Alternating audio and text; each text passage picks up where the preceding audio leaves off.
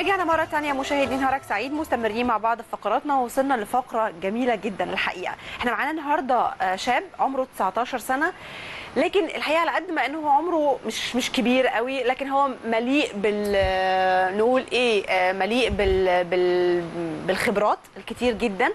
قضى منهم 7 سنين في العمل التطوعي ما بين المعسكرات الكشفية والقوافل العلاجية والغذائية والخدمات الطبية، و3 سنين خبرة في مجال الترحال داخل مصر في سيناء والصحراء الغربية. ده غير انه مؤسس مبادرتين، اول مبادرة هي مبادرة سلام حوض النيل، والمبادرة الثانية هي مصر امان او مصر امان. خلينا نعرف نتكلم اكتر عن المبادرات دي، ونشوف يوسف اللي هو شهير بيوسف المصري عمل ايه في 7 سنين دول، نعرف منه هو شخصيا. صباح الخير يا يوسف. صباح النور. ازيك؟ الحمد لله كله بخير. يوسف، بجد شابو اولا على ان انت يعني قدرت في وقت قصير زي ده تعمل كل الحاجات دي.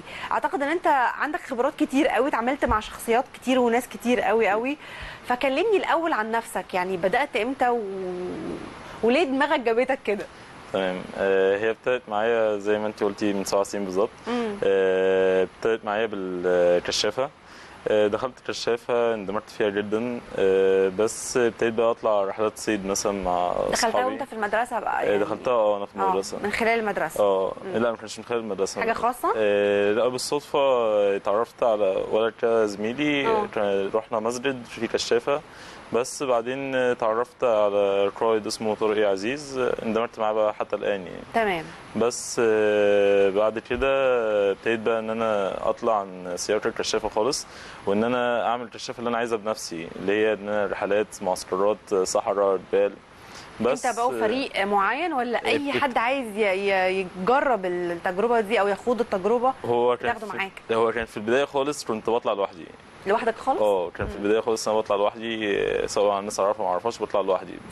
فين يا يوسف بتطلع فين؟ هي ابتدت معايا برحلات صيد، كنا بنصطاد على البحر او في النيل. بس بعدها بقينا نطلع مثلا معسكرات في محميه وادي دجله في معادي صحراء برضو. نطلع مثلا كاترين في سينا. بس لغايه بقى ما جيت يعني بقيت الاقي ناس متابعيني، طب عايزين نطلع معاك، طب عايزين نروح المكان اللي انت روحته، طب فينا نروحه ازاي.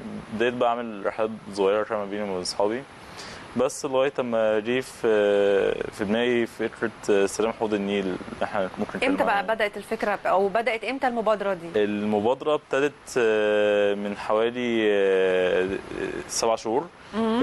وهي ان احنا كنا. كلمني بقى وانت بتشرح كده اي صوره تنزل اشرحها لي، قولي دي كانت فين. الصوره دي كان في تدريب للفريق، وكان مع الناس الفريق الموجود اللي هو تقريبا لابسين اصفر بس.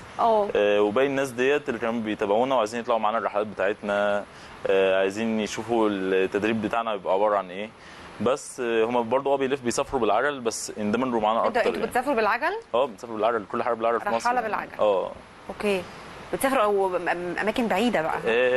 ممكن الواحات، سينا. انا وانا رايحه السخنه، وانا على طريق السخنه شفت ناس كتير قوي بعجل، بس ما اعرفش هي واخدينها كرياضه ولا دي كانت رحله. دول ممكن يكونوا اللي بيعملوا المسافات الكبيره، او مثلا اللي بيوصلوا وقت السخنه ويرجعوا تاني. بس هو احنا افريكا.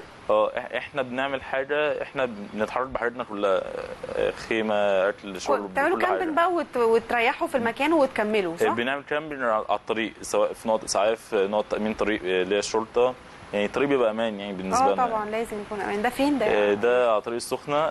دي لسه من حوالي اسبوعين، وهي كنت طالع باسم مبادره اللي هي مصر امان. بدأوا فيها السياح عموما، او يعني السياح والمصريين السياحه الداخليه، ان مصر فعلا امان، ان انا بامكاني انا بتحرك بعجله، فمفيش حاجه تقدر تمنعني ان انا ما اتحركش فيها يعني. ده اكتر امان يعني بالظبط. من غير. طيب ده هنا جوه الصحراء بقى. كنا في حته اسمها محميه نبأ في سينا. وده كانت رحله عملتها انا وزميل ليا من حوالي سنه. دي كان اول رحله ليا خالص.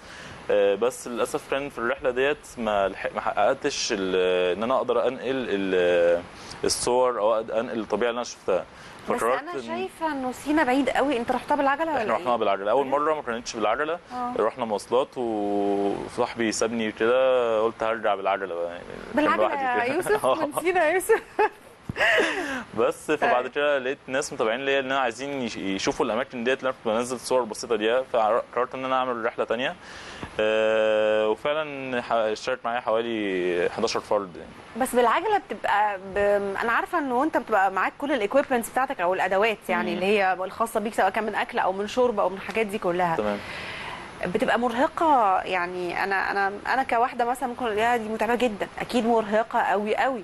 فانت بقى من خلال تجربتك الفعليه تفيدني تقول لي ايه؟ هي ممكن يكون الواحد شايفها مرهقه قوي بس محدش جربها، فمش عارف ايه مدى صعوبتها. بس هي على قد الصعوبه اللي فيها، على قد المتعه، وعلى قد الحاجات الحلوه اللي الواحد بيشوفها يعني. لا طبعا. ده هنا في الواحات، وكان في عاصفه رمليه تقريبا فمغطي كل حاجه فيها. اكيد في صعوبات وعواقب كده اكيد قابلتك وانت بتقوم بالرحلات دي، سواء كانت من هواء يعني من من حاجات في الطبيعه. لا، العواقب بس اللي ممكن نشوفها ممكن بيبقى عوامل الجو، بس برضه ما بتبقاش عقبه كبيره يعني. بس عايز يعني الحاجه اللي ممكن مثلا تواجهنا سواء ممكن امنيا مثلا من ناحيه تامين الطريق اللي هو الشرطه والجيش، بس ممكن ساعات بنتعطل شويه. بس في الاول ده في سان كاترين. في الاول وفي الاخر بيسهلوا علينا كل حاجه تقريبا. This is Egypt. طب والمبادرة الثانية اللي هي مصر أمان، تمام صح؟ احنا اتكلمنا عن سلام حوض النيل. سلام حوض النيل لسه ما دخلناش فيها قوي. لسه ما دخلناش فيها. عايزين نتكلم نكمل مصر أمان دي، كل الصور دي اللي هي الخاصة بمبادرة مصر هو أمان. الاثنين. كان مكمل يا يوسف. سلام حوض النيل ابتدت زي ما قلت لك من حوالي 7 شهور. فكرة دخلت في دماغي، عرضت الفكرة على السوشيال ميديا، لقيت واحد اندمج معايا. قررنا بقى نعمل اسم الفريق، نحط المبادئ بتاعت المبادرة مبنية على ايه. بس فكان الهدف ان احنا يعني اما طلعت لي الفكرة جات لي من طريق النيل، منسوب النيل قل. فايه اللي حصل؟ اكيد البلدان اللي حصل ما بينها مشاكل فدوت قل منسوب النيل عننا. فرحت ساعتها كفر الشيخ، لقيت ان تقريبا المفروض ان كفر الشيخ تبقى اغنى محافظه في المياه. لقيت ان مفيش تقريبا ميه يزرعوا بيها يعني. فعلا بالظبط يعني. فقلت ان انا هعمل فريق واكونه واشوف الناس هتخش فيه وهنصفي بعد كده. فعلا كونت فريق، كان ابتدينا ب 18 واحد قدموا، ابتدينا اول رحله ب 12 فرد لغايه ما فضلنا شغالين على التدريبات لغايه ما اتبقى انا وزميلي. تمام. بعد كده الرحله كانت مبنيه ان انا هتحرك من مصر لغايه هلف دول حوض النيل كلها. تمام. مصر، السودان، اثيوبيا، اريتريا، كينيا، كل الدول دي. ما انا مشيت على اساس دوت. تمام. تقريبا قعدت مع كل سفير من البلدان بتاعت النيل، دول حوض النيل. وناس رحبوا بينا جدا وكانوا هيأمنونا في كل بلد ندخلها من اول ما نخش البلد لغايه ما نطلع منها. جت اخر حاجه بقى ايه شفتها مصر. قدمت على تصاريح امنيه، قدمت على كذا حاجه عشان خاطر ان انا اقدر اعدي من الحدود، وان مصر تقدر تدعمني في دوت، وان مصر المفروض تستغل حاجه زي كده انها يعني انت اخذت الموافقات كلها من السفارات البلدان الاخرى لحوض النيل. اخذت وعود، بس كان المفروض ان انا اخلص مصر اول حاجه. تمام. لازم تخلص مصر اول حاجه. بالظبط. بس لغايه اما جت عشان اشوف التصريح، لقيت ان مفيش اي تصريح يعني. وقفوا قدامي فعلا رفضوا رفض كان باسباب غير معروفه، وحتى الان انا ما اعرفش ايه الاسباب يعني. بس فبالتالي الموضوع فرشش بسبب الحكومه انها المفروض تستغل حاجه زي كده انها توطد علاقاتها عشان السياحه وترجع لك مره ثانيه السياحه اللي هي اساسا البلد اقتصاديا واقعه. ده بعيدا عن السياحه، انا كنت بتكلم عن حاجه سياسيه، ان انا اقدر اوطد العلاقات ما بيني وما بين الدول ديت. ان انا شباب مصريين، اول مصريين يعملوا حاجه زي كده تقريبا. وعاده الحاجات الانسانيه الشبابيه الصغيره اللي بيبقى فيها لمحه كده بالظبط يعني. لمحه لباقه وتواصل مع الشعب مع الشعوب مع بعضها، مش الدوله نفسها. مش الدوله نفسها. فهو دوت ده بيوصل هو انا فعلا تواصلت العمليه لنجاح اكبر يعني. وكمان غير كده يعني انا تواصلت مع بتوع عجل برضو، بس في الدول يعني مثلا تواصلت مع بتوع اثيوبيا، تواصلت مع بتوع اريتريا والسودان. الناس بتوع العجل نفسهم مرحبين بينا، السفير مرحب بينا جدا، بس يعني لازم بلدك الاول، بلدي الاول المفروض انها تدعمني في دوت. مم. لا بس للاسف انها هملتني. هتحاول تاني طيب يا يوسف؟ اكيد هحاول تاني، مش هسيب الموضوع يعني اتمنى بس كل الجهات المعنيه والمسؤوله عن الموضوع ده تساعد يوسف، يعني حاجه للبلد وحاجه هتساعد في رجوع السياحه مره اخرى، وكمان يعني مساله ان الشعوب وبعضها كده يحصل بينهم توائم، اعتقد ان دي في مصلحه البلد. طيب يوسف، انت كمان قعدت 3 سنين من ال7 سنين دول كان في الترحال اللي احنا شفنا الصور بتاعتها دلوقتي، احنا لسه معانا صور كتير. العجله ابتدت معايا على فكره من سنه بالظبط، بس الترحال قبل كده كان مواصلات. كان قبل كده مواصلات مشي بقى. مشي كمان جوه المحميات بره لا. بس اكتر بلد عجبتك او طلعت منها بخبرات كتير كانت ايه يعني؟ مدينه، اكتر مدينه هي سينا. انا بحب سينا جدا. يعني جنوب سينا او سينا عموما اهلها الطرق بتاعتها حلوه جدا، امان عن اي حته تانية. بس هي مصر عموما كلها ما شفتش اي حاجه في الرحلات بتاعتي كلها. بس هي بالنسبه لي بحس فيها البدو يعني كان معاملتهم بدو يعني بما ان الدخله تبقى انسانه غريبه داخله عليهم، بس لا في بقى في ضيافه كبيره جدا، في احترام، في خدمه ومساعده. بس دي حاجه حلوه جدا ان انا بشوفها من البدو يعني. وبرده البلد اللي شفتها حلوه جدا برده الواحات. الناس اللي فيها الناس بلد جميله، الناس اللي فيها طيبين جدا، ممكن يكونوا اطيب ناس برده شفتهم يعني في انت عارف كل الناس اللي عملت او اللي كانت رحاله وراحت مدن كتيره جدا في مصر قالوا ان احنا فايتنا كتير قوي، وان البلد دي فيها اماكن مش هتخلص. يعني فيها اماكن مش بس اماكن مش هتخلص، احنا اصلا فاتنا كتير قوي لان احنا في حاجات قريبه وجميله جدا واحنا ما بنستمتعش بيها خالص. انا كنت عامل رحله لمكان اسمه كهف وادي السنور. كهف وادي السنور ده انا اول مره اسمع عنه. ده في قريب من بني سويف. قريب من بني سويف. هي يعتبر محميه طبيعيه. كان واحد بيحفر في الارض عشان يطلع رمله ويبيعها وحاجه زي كده، فاكتشف الكهف ده لقى شق نزل من الجبل ده، فلقى الكهف نازل منه كريستال وحاجات كتير من جوه، عامل زي كهف موجود في تركيا، مش عارف الاسم بالظبط. في سياحه، كميه سياحه بتروح له غير عاديه، ملوش حل. يعني بيروحوا له من بلدان كتيره جدا.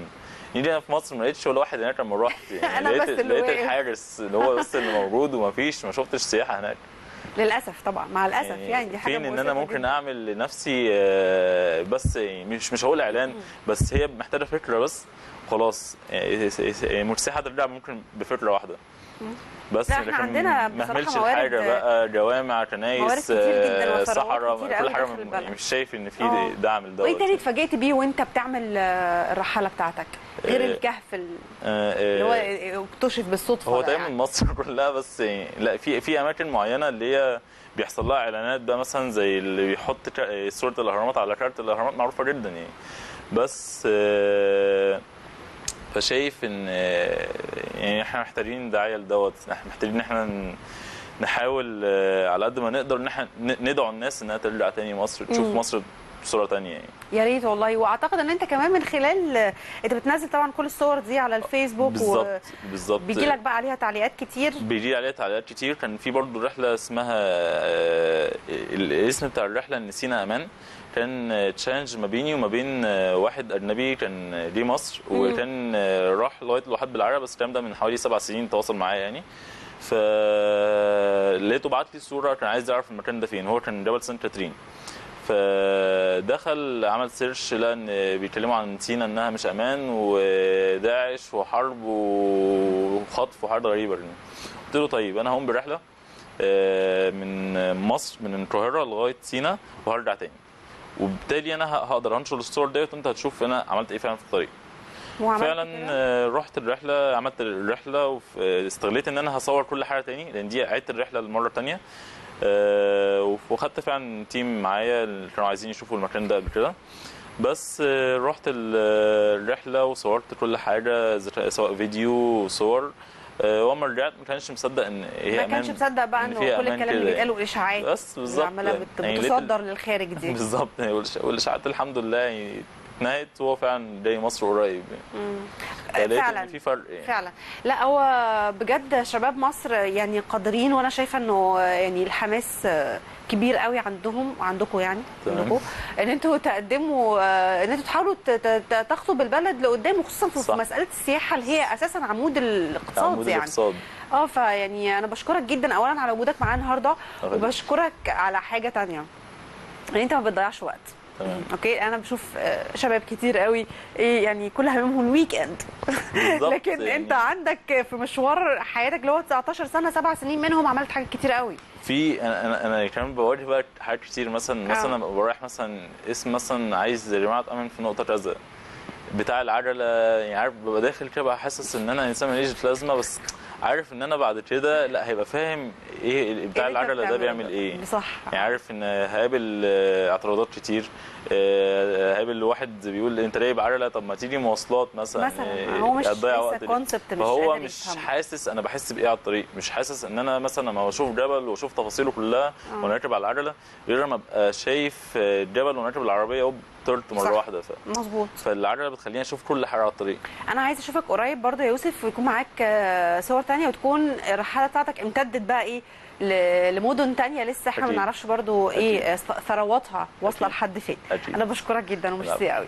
مشاهدينا كان معانا يوسف المصري. يوسف المصري هو الرحاله وصاحب مبادرتين، مبادره سلام حوض النيل ومبادره مصر امان، وفعلا مصر امان.